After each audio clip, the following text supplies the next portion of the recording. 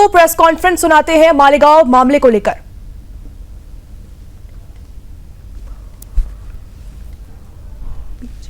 Party का षड्यंत्र था वो आज धराशायी हो गया और ये बात हम बहुत जिम्मेवारी के साथ कहना चाहते हैं।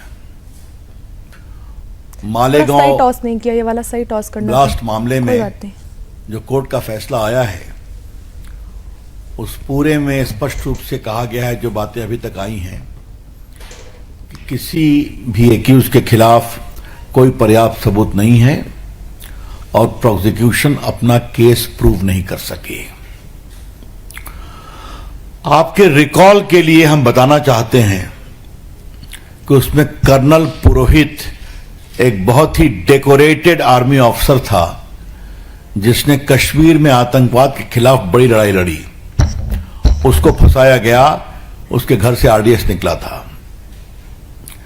आपको मालूम है कि प्रज्ञा ठाकुर एक बहुत अच्छी साध्वी नेत्री एमपी,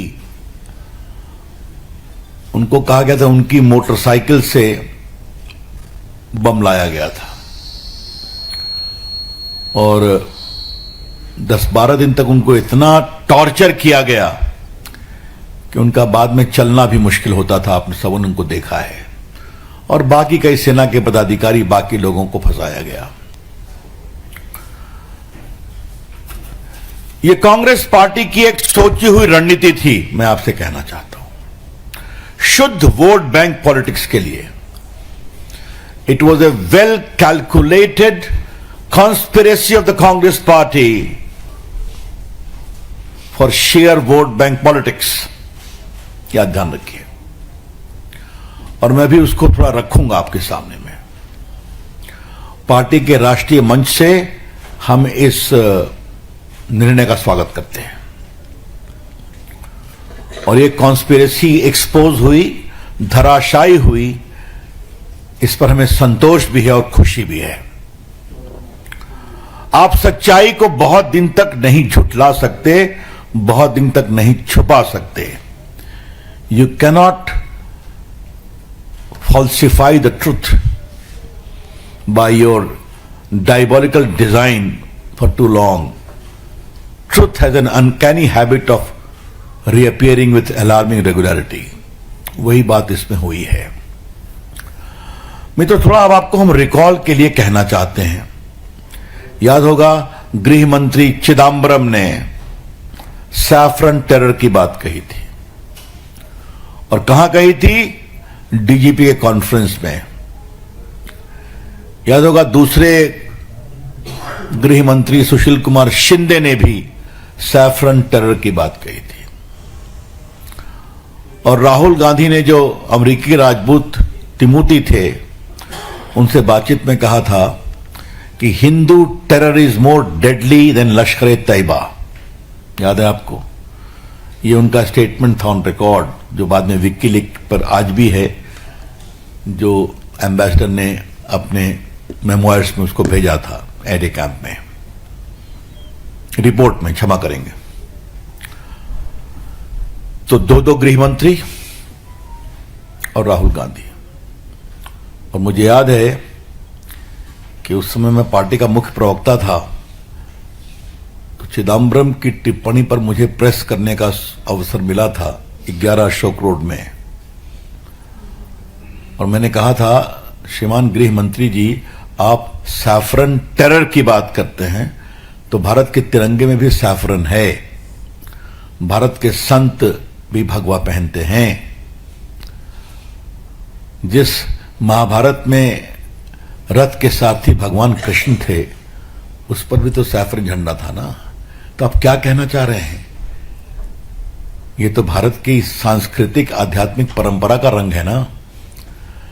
तो पूरे देश में इतना बवाल हुआ कि बाद में कांग्रेस पार्टी को थोड़ा, जनार्दन द्विवेदी थे उस समय, उनको आना पड़ा, वो भी उतना नहीं कर पाए। थोड़ा मैं आपको पीछे ले जाता हूं। याद करिए, जब बिहार में 2005 का चुनाव था तो सुप्रीम कोर्ट के रिटायर्ड जस्टिस यूसी बनर्जी, उन्होंने एक कमेटी लालू प्रसाद रेल मंत्री से बनवाई थी। उन्होंने क्या कहा था कि कार सेवकों ने अपने स्टोव से ही आग लगाई थी, और वो भी मैंने प्रेस किया था। जब आया था वो, तो मैंने कहा था ये बिकी हुई रिपोर्ट है, और जज साहब की हिम्मत है तुम उस पर कार्रवाई करें, कुछ नहीं कर सके। याद करिए, इशरत जहां केस में अमित शाह को फंसाया गया था कि नहीं फंसाया गया था, याद है कि नहीं आपको?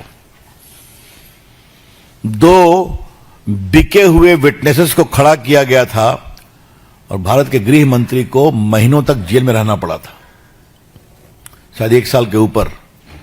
और जब उनको बेल मिली तो सुप्रीम कोर्ट ने उनको 1 साल गुजरात से दरबदर कर दिया था।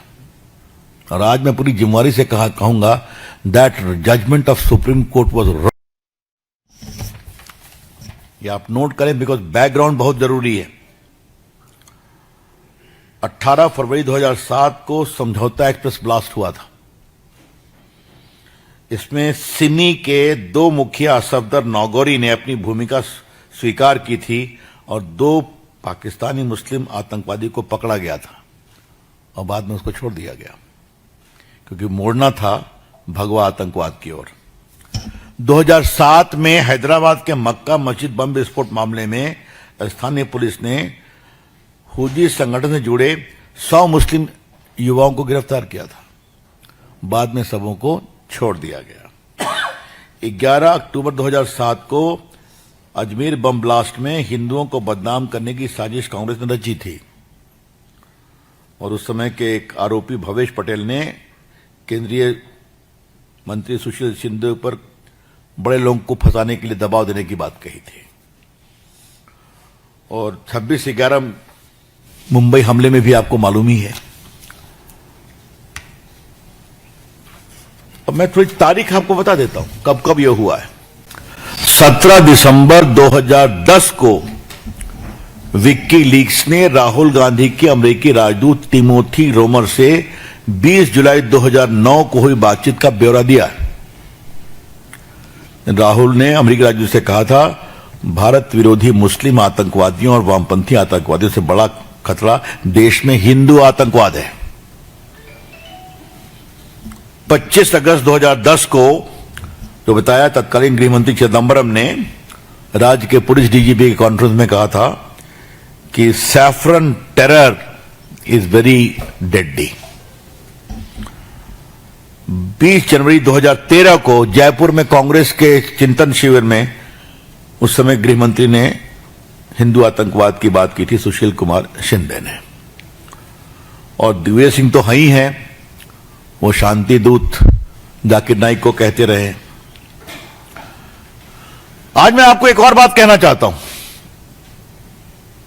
अंदर में विरोध हुआ, बड़े लोगों के द्वारा विरोध हुआ।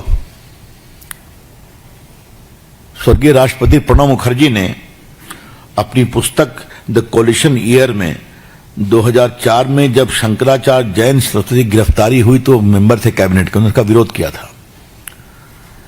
कहा कि उन्होंने पूछा, क्या इस तरह के मामलों में खाली हिंदू संतों की भूमिका होती है? और देखिए, ये मैं ऐसे नहीं कह रहा हूं, ये सबके रिकॉर्ड है हम लोग के पास। ये जहां जहां ये कोटेड है वो सब इंटरनेट पर उसका बेस हमारे पास है। मुझे कई बार इस विषय पर बोलने का अवसर मिला है। आपको याद होगा, इशरत जहां के मामले में उस समय के गृह मंत्री पिल्लई थे, तो श्रीमान चिदंबरम साहब ने उन पर दबाव डाला कि इशरत जहां को एफिडेविट में लश्कर तैयबा की एजेंट मत कहो, जबकि लश्कर तैयबा ने क्लेम किया था कि हमारी एक एजेंट शहीद हुई है। याद होगा आपको? तो ये सारी बातें आपके सामने हैं। तो कांग्रेस पार्टी वोट बैंक के लिए किसी सीमा तक जा सकती है। बीजेपी की ओर से हम बड़े विनम्रता लेकिन सख्ती से बोलना चाहेंगे कि कांग्रेस पार्टी ने एक झूठा षड्यंत्र किया भगवा आतंकवाद का, और इसको बोलना शुरू किया और हर केस में फंसाने की कोशिश शुरू की। उसका एक बड़ा मामला आज आया है, जो कोर्ट ने पाया कि ना कोई एविडेंस है, ना उस मोटरसाइकिल का कोई चेजिस नंबर है, ना कोई बाकी नंबर है, और वहीं पर गवाहों ने यह भी कहा कि उनको मारा गया, उनको प्रताड़ित किया गया और जबरन स्टेटमेंट दिया गया। यहां पर मैं आपको एक बात और कहूंगा, इस पर भी मुझे अतीत में पार्टी की ओर से बोलने का अवसर मिला है, तो आज का दिन है उसके बारे में थोड़ा सा आपको रिकॉल करने का। आरवीएस मणि गृह मंत्रालय के अधिकारी थे, आरवीएस मणि, और पूरा जो इशरत जहां केस में एफिडेविट चल रहा था, तो उनके ऊपर इतना दबाव दिया गया कि change the affidavit, change the affidavit, और कई बार तो गृह मंत्री चिदम्बरम ने ही बाकायदे उनको कहा।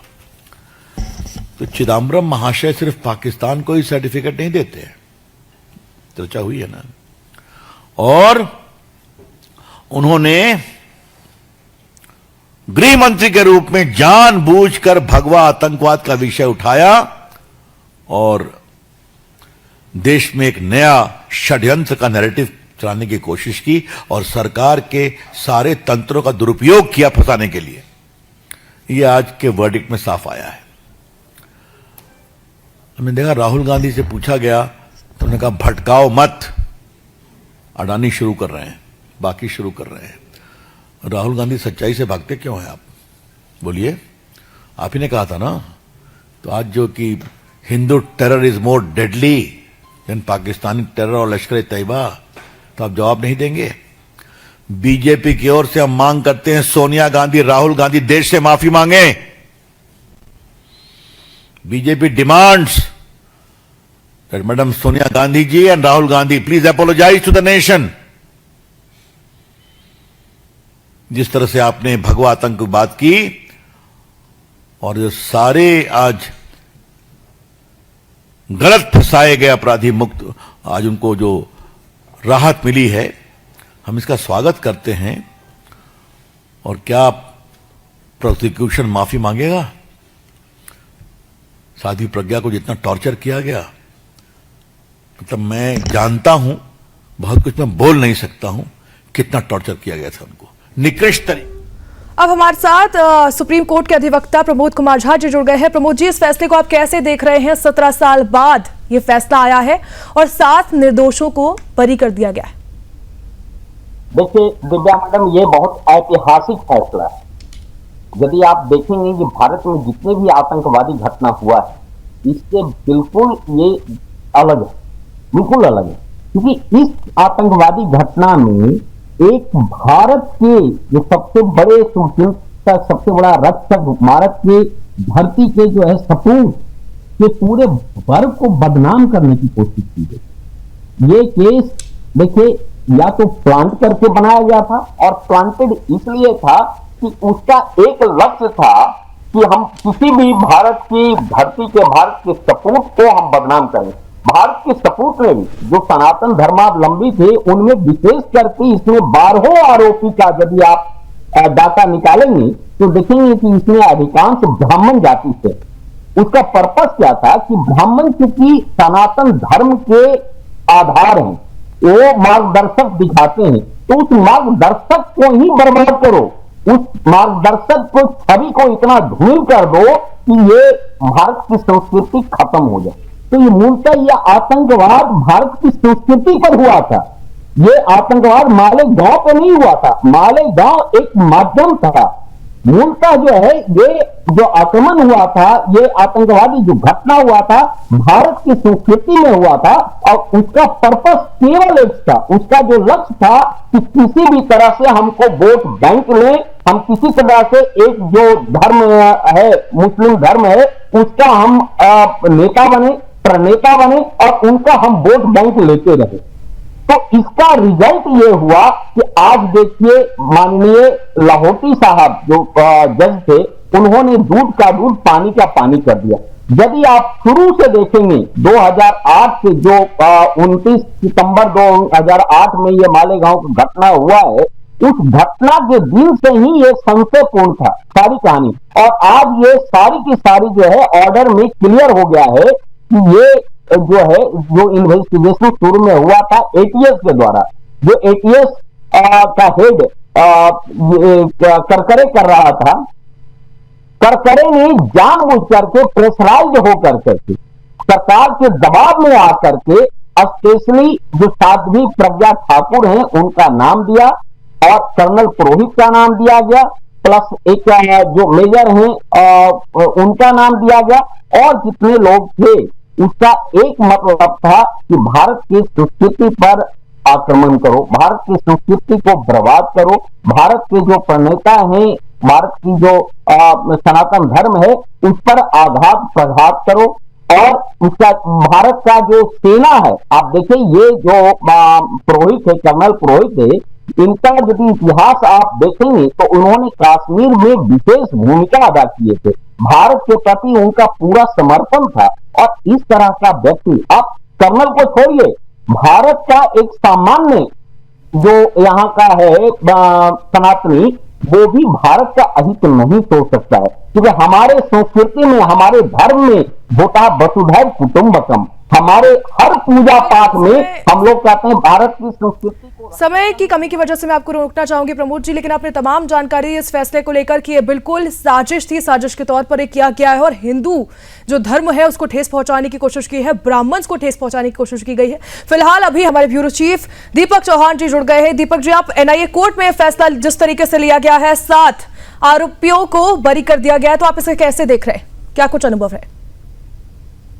बिल्कुल दिव्या, आज का ये जो है 17 साल बाद जो है एनआईए कोर्ट ने जो आज मालेगांव बम ब्लास्ट में जिनको आरोपी बनाया गया था उन 7 ही लोगों को जो है बाइज्जत बरी की गई है। ये बहुत ही बड़ी जीत यहाँ पर सनातन की है, क्योंकि जिस तरीके से भगवा आतंकवाद के नाम पर जिस तरीके से इन लोगों को गिरफ्तार किया गया था, उनको आरोपी बनाया गया था, और ये बम ब्लास्ट में इन लोगों को अरेस्ट करने के बाद जो है उसी टाइम 2008 में जब गठबंधन की सरकार महाराष्ट्र में थी, उसी गठबंधन सरकार के जो गृह मंत्री थे सुशील कुमार शिंदे ने कहा था कि ये बम ब्लास्ट जो है ये जिन्होंने किया है ये भगवा आतंकवाद को साजिश करने के लिए किया था। लेकिन कहीं ना कहीं इनके जो जितने भी दावे थे, जितने भी आरोप थे, आज ये पूरे तरीके से यहाँ पर फेल हो चुके हैं। जो नैरेटिव इन्होंने शेप किया गया था, जिस तरीके से जो भगवा आतंकवाद को घोषित करने के लिए, वो नैरेटिव यहाँ पर फेल हो चुका है। और ये सनातन की बहुत ही बड़ी जीत है, कर्नल पुरोहित हो या बिल्कुल, मैं आपको रोकना चाहूंगी। हम छोटे से ब्रेक के लिए रुकेंगे, आप बने रहिए, हम आपसे फिर से पूरी जानकारी लेंगे। अभी फिलहाल एक